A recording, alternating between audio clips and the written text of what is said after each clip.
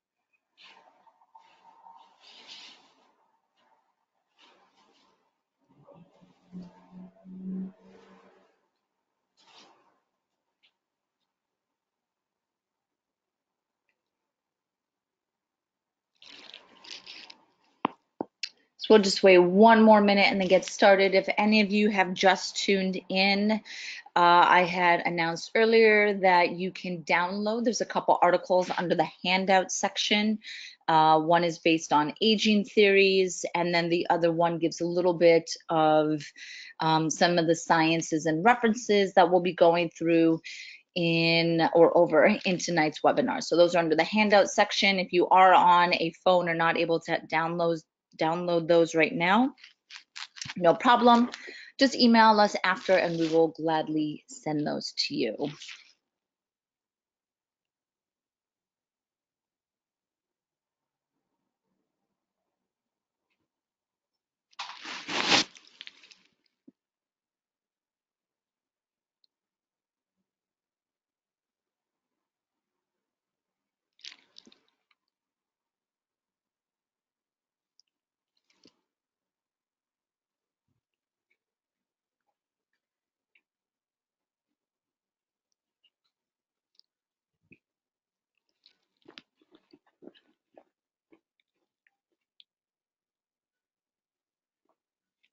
Alrighty, so we are going to get started. Welcome to everybody who's tuning in for another one of EBFA's free educational webinar series.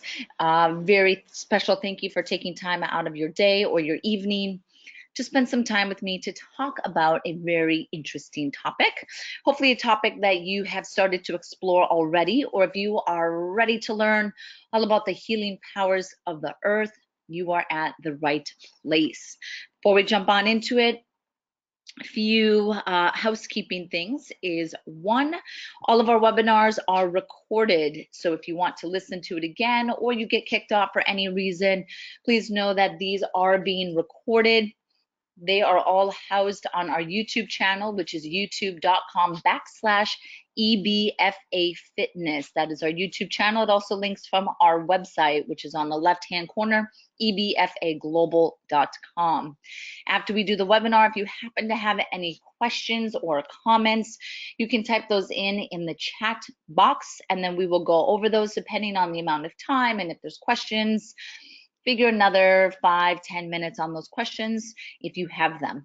If you have any questions that we happen to not be able to go over or you think of after the fact, you can email me at education@ebfafitness.com. And if you want a link to the PowerPoint for tonight and any of the articles that we have referenced, you may also email education@ebfafitness.com. Here we go. So we are talking about the anti-aging effects of earthing or grounding. My name is Dr. Emily Splichal. I'm the founder of Evidence-Based Fitness Academy, a podiatrist, a human movement specialist. I practice what I call functional podiatry out of New York City. I spend a lot of my time writing and consulting, traveling around the world, helping to bring an awareness to the power of the human foot, barefoot science, and how our feet connect to the rest of our nervous system. This has also led to the evolution of Naboso, which is a textured proprioceptive mat and insoles, which is used to optimize human movement, human posture, and human locomotion. And I am a very huge advocate on getting barefoot, getting out of your shoes, and exploring the natural power of the earth. So this is a topic that I've been quite familiar with it, and a lot of the listeners are probably familiar with earthing as well. You probably understand that there is, some natural healing powers, or you probably just feel better when you take your shoes off and you go to the beach or in the water. You're just reconnecting with nature in many different ways. But I was at the American Academy of Anti-Aging Medicine. They do a global conference a couple times a year, and I was at the conference in Las Vegas this past December, and they happened to actually have a afternoon section that was dedicated to environmental medicine, and super excited to see that grounding and earthing was one of those topics. And they were speaking about all of the science and the latest research around earthing. It's probably like a good 90-minute, 2-hour talk. And it really started to kind of validate some of the stuff that I had read. Sometimes people say it's bogus. Does it really, have any science behind it? It definitely does have science behind it. My other passion outside of barefoot and human movement is anti-aging science. So I really want to take a look at how we can use earthing or grounding from an anti-aging perspective, and then really what that means. So if we're thinking about how can we use reconnecting to the earth as a way to prevent the aging process, we really want to think about, well, how do we age in the first place? So there's different theories in aging. I'm not going to go into them in a crazy in-depth perspective, but whether you're looking at the free radical theory, which is related to oxidative stress and inflammation, or the mitochondrial decline theory, which mitochondria are everything. If you kind of follow anti-aging medicine and anti-aging science, this is really kind of the current trend, or what's very, in vogue right now, is optimizing human performance, optimizing brain function, and optimizing longevity through really mitochondria. So everything that you're going after are these little workhouses that are found all over the human body. Every aspect of the human body is really dependent on mitochondrial function. And then the third, which is the cross-linking theory, this is one that's very close within podiatry because of a lot of the neuropathies that we treat, some of the wound care or compromised wound care that we would treat, or any of the connective tissue, fascial, tendon issues that we see in sports medicine really is related to cross-linking. All of those, common denominator of any of these theories of aging really are boiled down to oxidative stress and inflammation. If you have a high inflammatory diet, you are going to age faster. If you have a lot of oxidative stress and free radicals, whether that's from EMFs from your cell phone, and you sleep with your cell phone next to your head and it's on and it's gathering a Wi-Fi signal while you're sleeping, that's just crazy amounts of EMF that is just stressing our immune systems and our brain function and our hormone levels. So everything is just dramatically being compromised the more urban that we become, unfortunately, we're starting to see accelerated aging processes. So again, I had mentioned that the column or this category within the anti-aging medicine conference that they had was based around environmental medicine. Grounding and earthing really would fall under environmental medicine, and really looking at the natural healing properties and characteristics of the planet and of Earth that we could use to help us heal naturally, or help us to avoid a lot of the chronic diseases that are on an uprise. So earthing or grounding, environmental medicine, respecting the planet and what the planet can provide us from a healing perspective is not new at all. This was a very interesting quote that I pulled from one of the research articles related to earthing. And this is with the Native Americans in the United States. And kind of pulling this little paragraph says is that it was good for the skin to touch the bare earth. And the old people liked to remove their moccasins and walk with their bare feet on the sacred earth. They sat on the ground, feeling close to being to a mothering power, that there's this energy or charge that is linked to Mother Earth. The soil was soothing, strengthening, cleansing, and healing. So very fascinating. There's a lot of other kind of historical references that you could see of using a lot of natural properties to heal or in the prevention of disease. So when we look at earthing and grounding, this is used to describe the condition of being in direct contact with the earth, hence the name earth, or standing on the ground. Now, the key thing here is that you are taking advantage of the natural negative electrical charge or potential of the planet, of the earth. And this can be taken advantage of by walking barefoot on grass. Ideally, if it is first thing in the morning when there's a little bit of dew on the grass, so you're getting the water to help accelerate that electrical exchange between us. You could think of us as a positive and the earth as a negative. And now we're trying to take away some of that excess charge, or we're trying to balance our charge within ourselves. Now, if you do not have access to earth or ground, swimming in the ocean, swimming in a lake, again, water, but again, natural, kind of connected to the earth in that charge, or you can use specific equipment, which I'm going to go into in the end, whether it's a sheet, it's a mat, it's a bracelet. You can put things underneath the soles of the feet. So it's almost like an insole that would go underneath the foot. And those are ways that you can ground or take advantage of this negative charge of the earth while you are indoors. Now, one of the most important things that I see from trying to match or trying to reconnect to the earth, and what I feel that we're getting disconnected from, unfortunately, with the more urbanized and the more technologically advanced that we become, and the more like go, go, go and immediate gratification and things like that, is unfortunately we are disconnecting ourselves from the natural rhythm of the planets and the earth and the moon and the sun, right? Is that there's this kind of natural circadian rhythm that, you know, kind of a vibration that our body should be going through, which normal spikes within hormones and melatonin, and, you know, our heart rate changes at different times and things like that, that when you disconnect from that, there becomes a lot of stresses and aging in very complex ways within the body. And I definitely see this with myself in the sense that I'm traveling so much.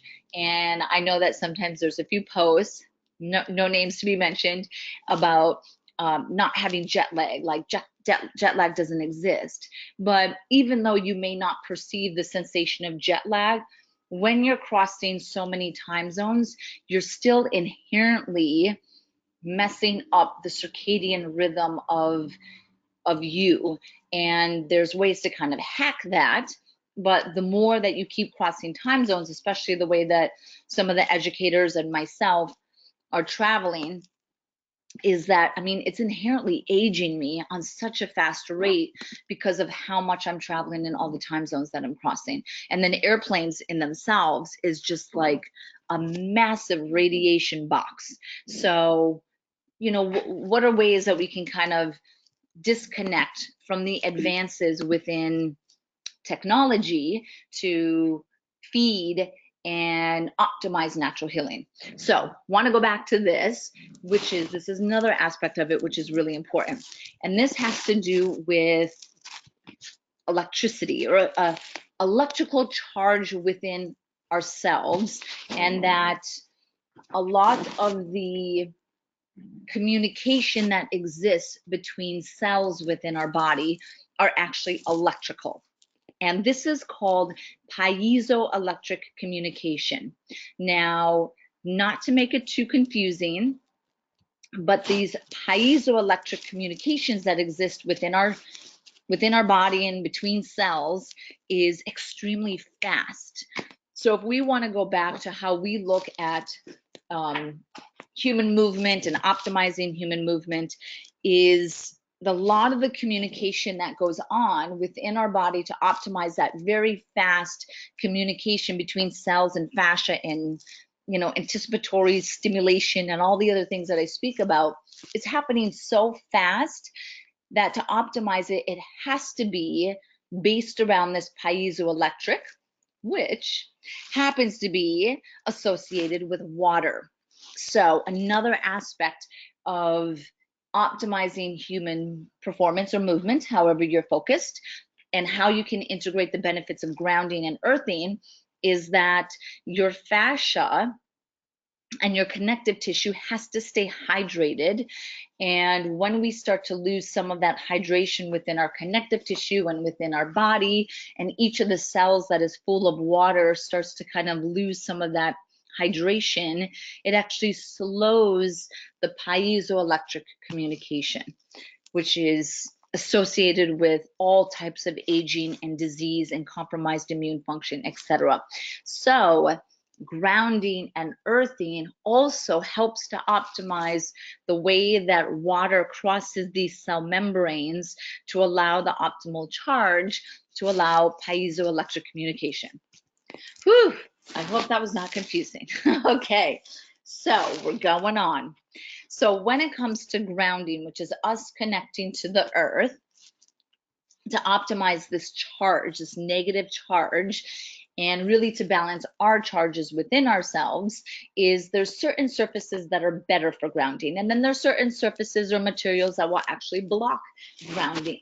So when it comes to the best surfaces for actually grounding, this is you taking off your shoes and socks, you're going completely barefoot, you are standing on sand, the beach. If it's the part of the sand that is wet, you're going to get better grounding. Water is always helping to optimize the effects of grounding and earthing. Grass, again, first thing in the morning with that morning dew on it. Dirt or soil, again, moist, obviously going to accelerate this. This one is interesting.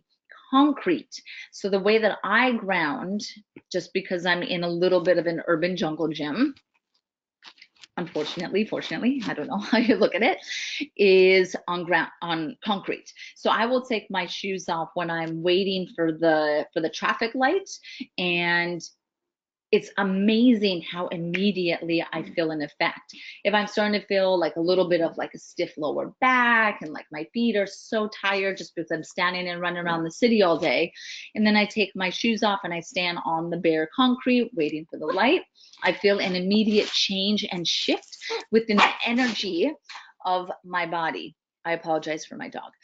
Now the thing is that if you're standing on concrete or brick, it cannot be painted, so that paint is going to block some of that effect. Now leather, so the moccasins that the Native American quote that I mentioned in the beginning, the leather is actually going to allow you to continue to ground, so that's good. Now these are some bonus grounding techniques that you want to kind of take note of possibly. Is, let's say if you are shaving, now shavers and electric razors and things like that, they don't, they're not grounded. So if you want to stay grounded while you're shaving, this is on the Dr. Mercola website, is when you're shaving, touch the metal faucet as you're shaving, and it will actually ground you, which is really interesting. Jumping near water, it just makes me really nervous. If you are flying, remember I said that flying has such high radiation. Oh my goodness, I think they had said, I read somewhere that it was every hour that you're on a plane is like an X-ray or something like that, which, I mean, that's cumulative, right? Just freaks me out of the radiation on, like, if you're childbearing age and you fly a lot, whew, it just makes me so nervous just thinking of all the x-rays that I've taken in my life seeing patients.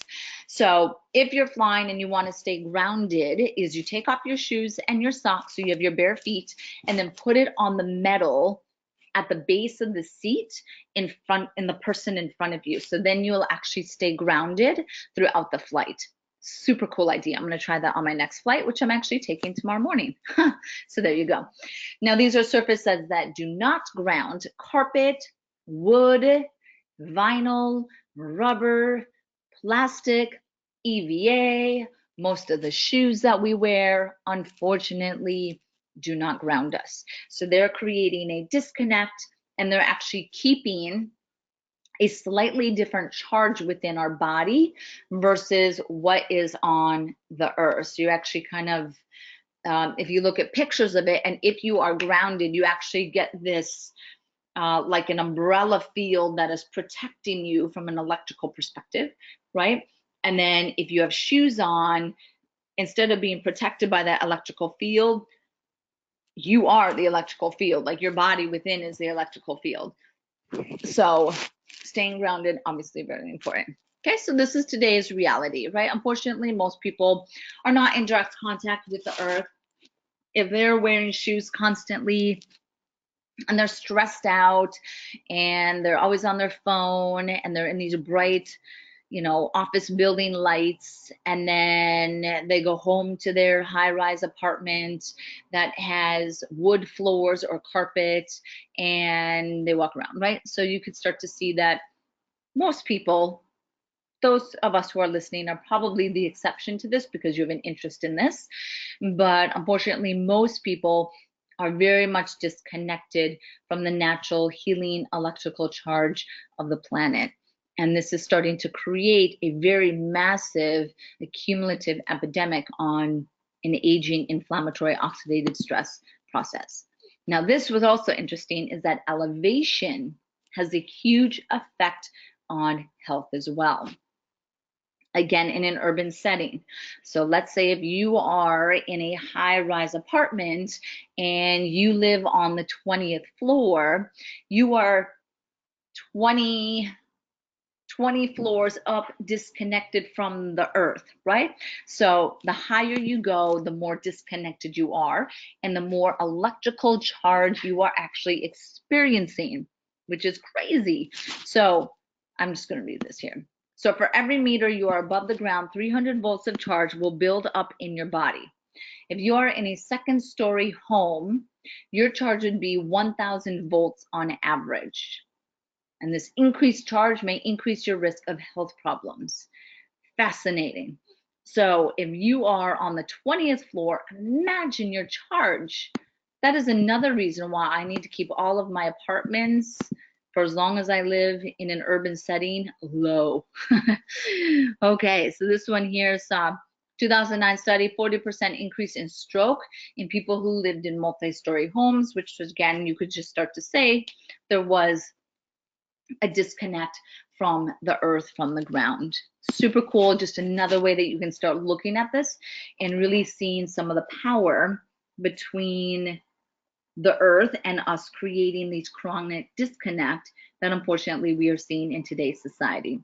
So what is the effect of chronic detachment from the healing powers of the earth? Well, guess what? It is an epidemic on chronic disease, chronic oxidative stress, and chronic inflammatory conditions. So what can we do is start to explore the benefits of earthing. By understanding the benefits between or behind earthing, some of the science, and giving you some of this valid research that you can share with your clients and your patients to start to get them to even include just 15 minutes of earthing will start to create some great effects. First topic that I want to speak about is stress. So everyone is stressed out in New York. Everyone is super stressed out. We're just go, go, go. Got to answer every single email. And the way that we start to see this and the measure of stress can be through heart rate variability. And then I'm going to talk about cortisol levels. So now when you start to get stressed out, you're going to start switching your autonomic nervous system into the fight or flight sympathetic nervous system. When you do this, you're also stimulating the HPA axis, so the hypothalamic pituitary adrenal axis. And what this does is you start to get an increase in cortisol. In the last webinar that I did, I spoke about how chronic stress and chronic stimulation of the HPA axis actually downregulated and compromised the function of the hippocampus, which is part of the brain that has to do with memory. So super fascinating as far as some of the effects of chronic stress. And now we're looking at some of the other effects of chronic elevated cortisol. We know that that leads to central adiposity, that leads to accelerated cardiovascular disease, etc. So how can we use grounding and earthing as part of someone's integrative plan of how to address their stress? So heart rate variability, I also happen to mention on this brain optimization webinar. And heart rate variability is measured by what's called the interbeat interval. And the more variability that your heart rate has, actually the higher your vagal tone, or the more resilient your autonomic nervous system is. So you actually want to strive for a high heart rate variability. Your heart rate variability can be used as a marker of, again, autonomic nervous system balance. It's a way to measure stress, like, so how stressed out are your clients or your patients? And then it's a way to mark or to track some of that resiliency. So this 2011 study found that 55 minutes of grounding every day reduced the sympathetic nervous system activity, increased the parasympathetic nervous system, obviously, increased heart rate variability, increased their vagal tone, decreased, this is a marker of stress, right?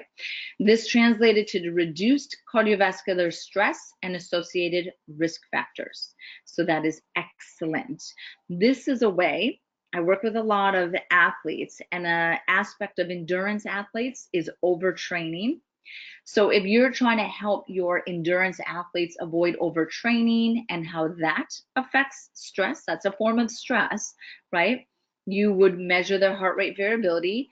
You can start to integrate grounding into their protocol, their recovery protocol, to help to optimize recovery. I'm going to talk about that a little bit, how it does that, but also to control and manage the effects of overtraining on heart rate variability and their stress, which is super cool.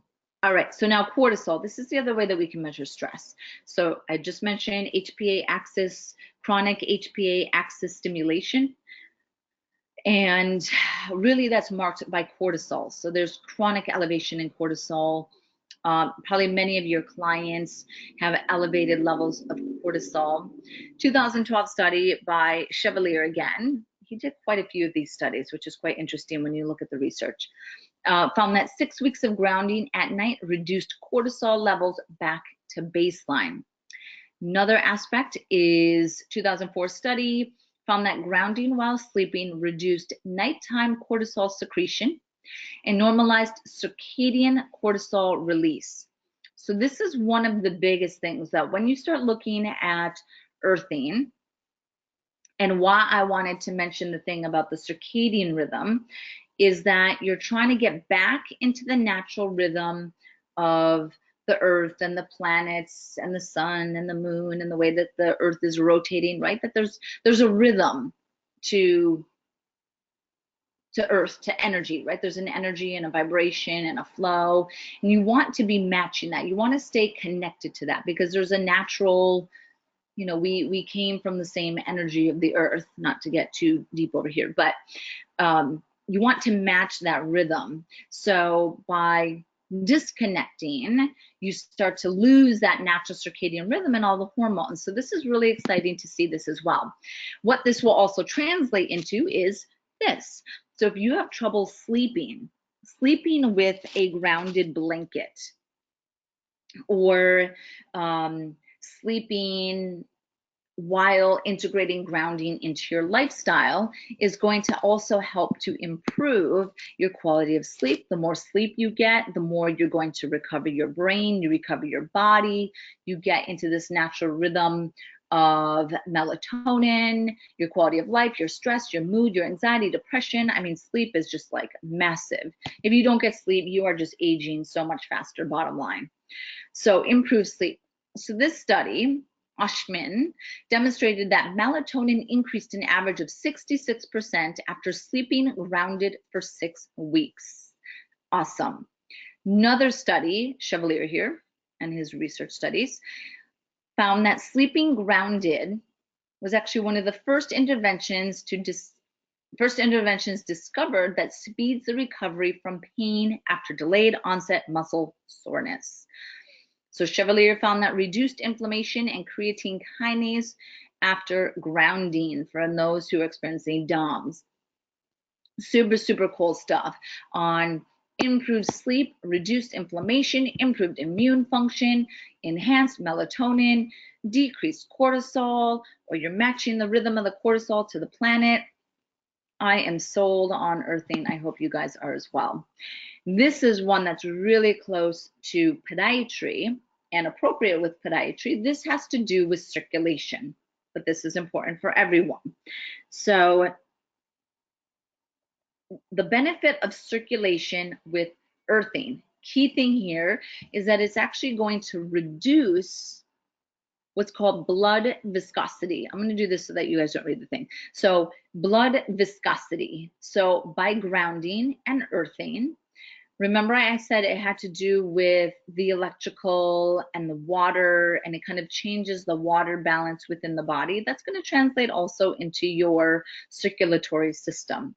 So the higher the viscosity, so almost think like thicker, stickier blood, or there's going to be more resistance that your blood is going to have to go through to get into your tissue. The higher resistance, the harder the heart has to pump to push past that resistance. So you want to have low resistance and then have a low viscosity. So you want to be really watery, for just the sake of simplicity here.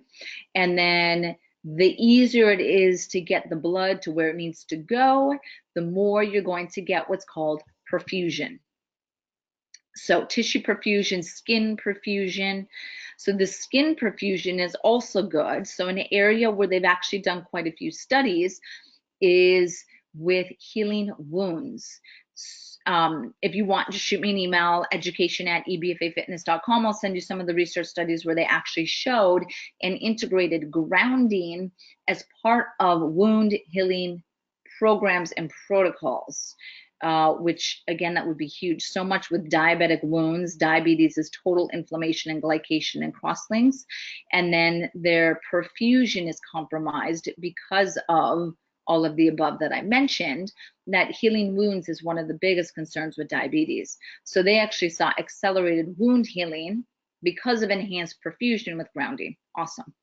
So the way that you measure skin perfusion is through what's called thermography, or infrared cameras in a sense. And what it's doing is it's measuring skin temperature, goes 5 millimeters deep, and it's showing you, you can see kind of a before and after of grounding on what it's doing to the circulation.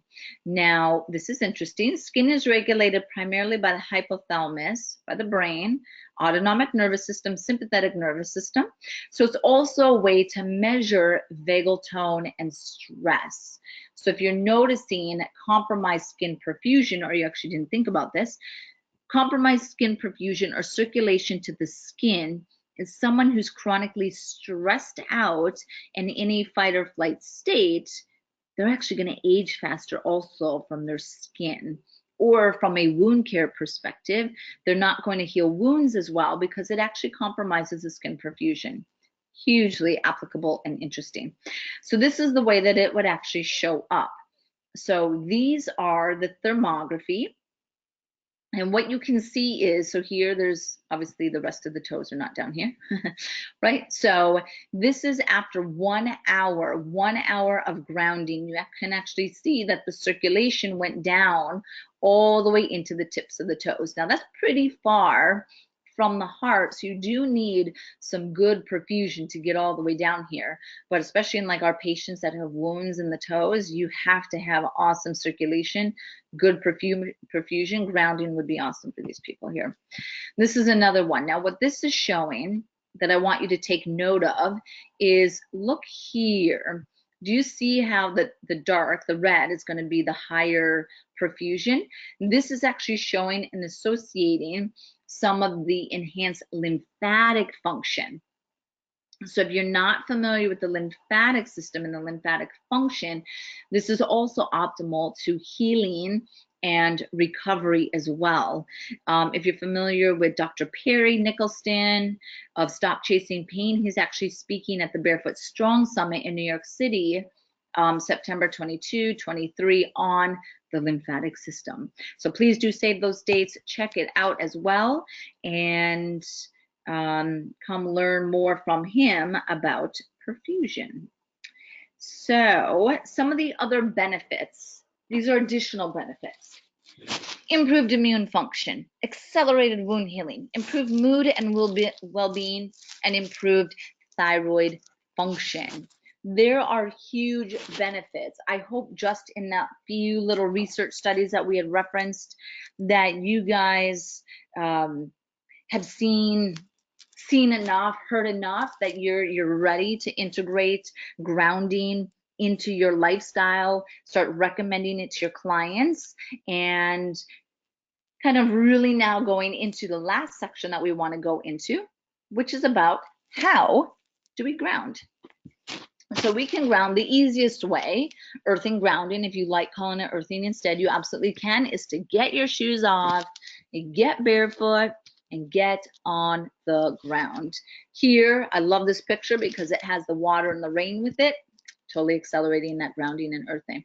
However, let's say your client is 100% resistance against this, or you're not in an environment where you can do this. Then you can start to look at grounding products. So you can go to earthing.com is one. On the next slide, I'm actually going to have another one. And you can find different products from a mattress pad, and then you just ground it into the outlets.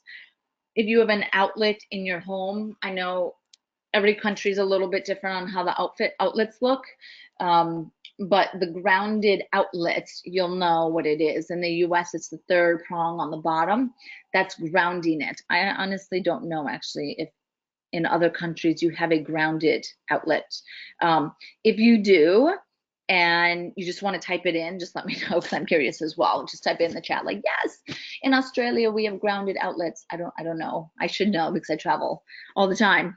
But you can get a mattress pad, you can get a bracelet, you can get a pad for the desk, you can get a small pad that you can actually stand on. So if you have a standing desk, or you could put it under your feet. If you are sitting at work, take your shoes off and go onto the pad. Remember, your rubber and your plastic soles, EVA, things like that do not allow you to ground. They actually block the grounding effects.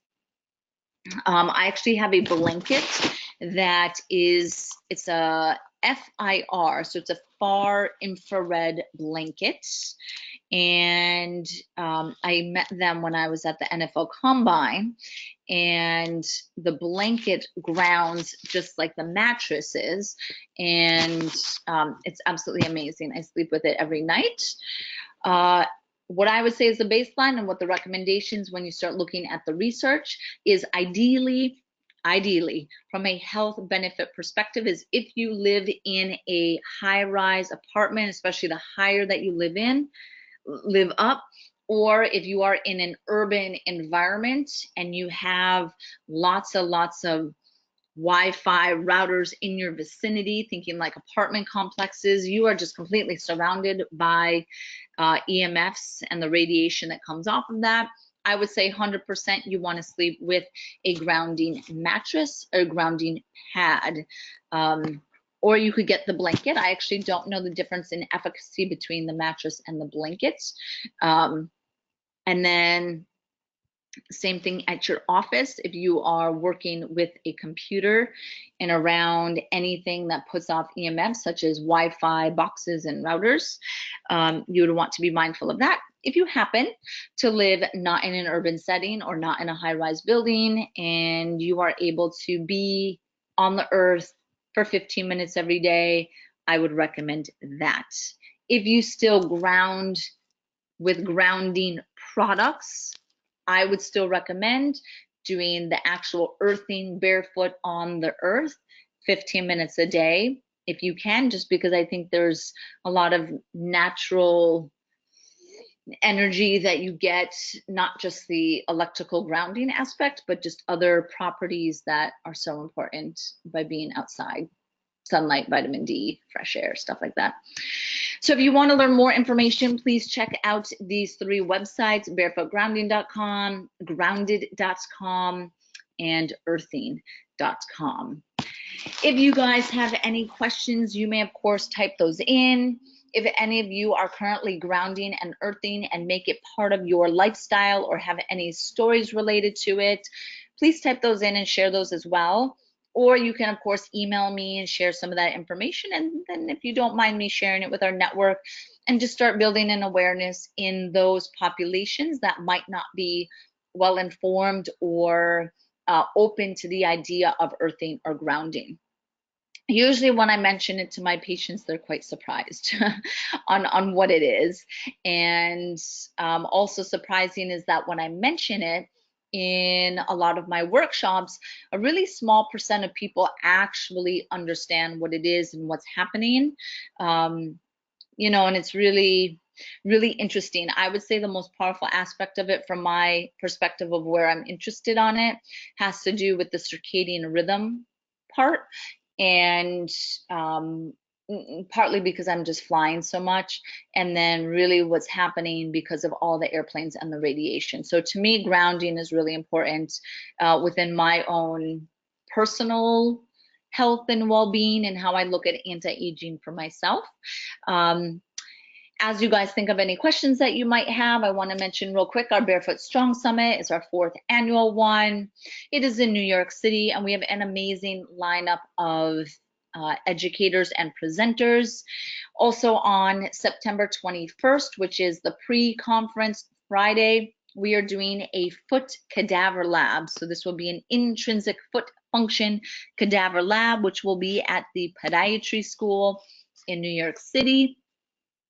There are only a few places left on that one, so please do check that out if you want more information.